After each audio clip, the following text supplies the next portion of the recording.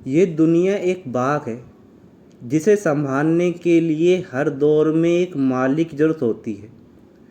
भारत रूपी इस बगीचे को बचाने में जिन महापुरुषों ने अपना योगदान दिया, उनमें से एक ऐसा था जिसे क्रांति ज्योति कहा जाता है। हम उस क्रांति ज्योति को कैसे याद करते हैं जिसने शूद्रों एवं अति शूद्रों को गुलामी से आज़ादी दिलाने वाले को समाज में कैसे याद करता है।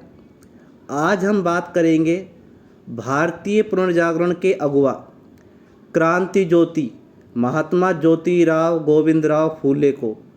दोस्तों, मैं एडवोकेट मनीष कुमार अपने YouTube channel beyond the boundaries पर आपका स्वागत करता हूं। दोस्तों, जैसा कि हम सब जानते हैं, ज्योतिराव फूले जी ने अपने जीवन में कई सामाजिक सुधार लाने के लिए कार्य किए। उनका उद्देश्य मुख्य रूप से समाज के सभी वर्गों को समानता एवं सम्मान के साथ जीवन जीने का अधिकार दिलाना था। उन्होंने विशेष रूप से शिक्षा के माध्यम से सामाजिक जागरूकता फैलाने का कार्य किया। उनका यह मानना था कि शिक्षा से न केवल व्यक्ति के विकास का साधन है, अपितु यह समाज में बदलाव लाने का भी प्रभावशाली साधन है। उनका यह विचार वर्तमान में भी उपयुक्त और न्यायसंगत है। महात्मा ज्योतिबा फूले भारतीय समाज सुधारक, लेखक और शिक्षाविद थे।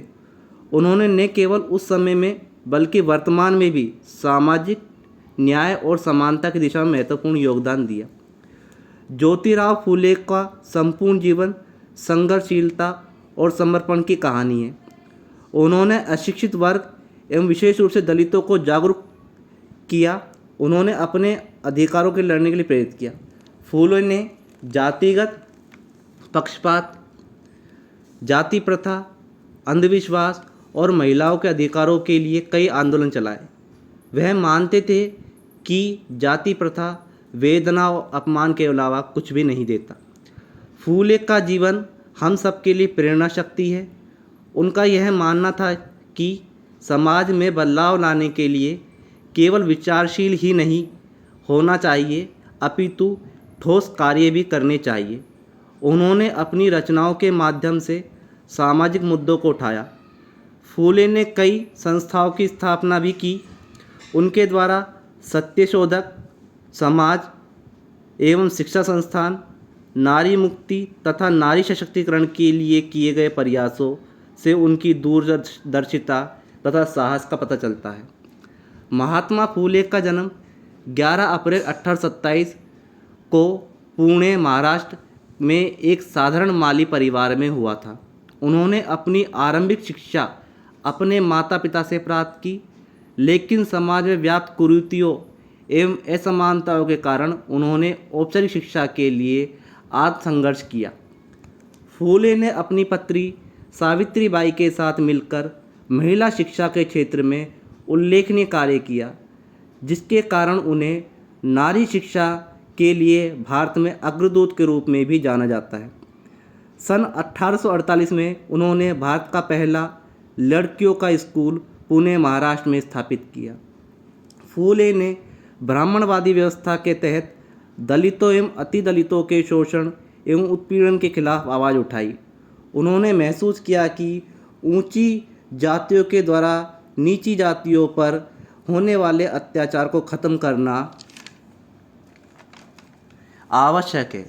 उनका मानना था कि शिक्षा वह मार्ग है जिसके द्वारा शोषितों को उनके अधिकार दिलाए जा सकते हैं। फूले ने जातिवाद के विरुद्ध संघर्ष, शिक्षा के क्षेत्र में योगदान, धार्मिक आलोचना और सामाजिक न्याय पर भी महत्वपूर्ण कार्य किया। उन्होंने गुलामगिरी एवं तृतीयरत्न जैसी कृतियों के माध्यम से ब्राह्मणवादी समाज व्यवस्था की कठोर निंदा की। उनका मानना था कि धर्म का उपयोग समाज के बड़े हिस्से को शोषित एवं उत्पीड़ित करने के लिए किया जा रहा है। उन्होंने कहा था कि बाल काटना नाई का धर्म नहीं, धंधा है। चमड़े की सिलाई करना मोची का धर्म नहीं, धंधा है। इस तरह पूजा पाठ करना, करवाना ब्राह्मण का धर्म नहीं, धंधा है। ज्योतिबा फूले द्वारा किए गए समाज सुधार के प्रयासों में सत्यशोधक समाज की महत्वपूर्ण भूमिका रही। इस संगठन में समाज में जाति प्रथा, रूढ़िवाद, सामाजिक असमानता के विरुद्ध सशक्त आवाज़ उठाई। फूले ने इस संगठन की स्थापना 24 सितंबर 1873 में की। अंत में मैं आपको इतना ही बताना चाहता हूँ कि महात्मा ज्योतिबा फूले का समाज सुधार कार्य ने ही केवल उस समय के संदर्भ में महत्वपूर्ण था, अपितु आज भी उनके विचार उतने ही महत्वपूर्ण हैं। उनके द्वारा किए गए कार्य आज भी प्रासंगिक है। दोस्तों, महात्मा ज्योतिबा फूले हम सबकी ओर से शत शत नमन। धन्यवाद।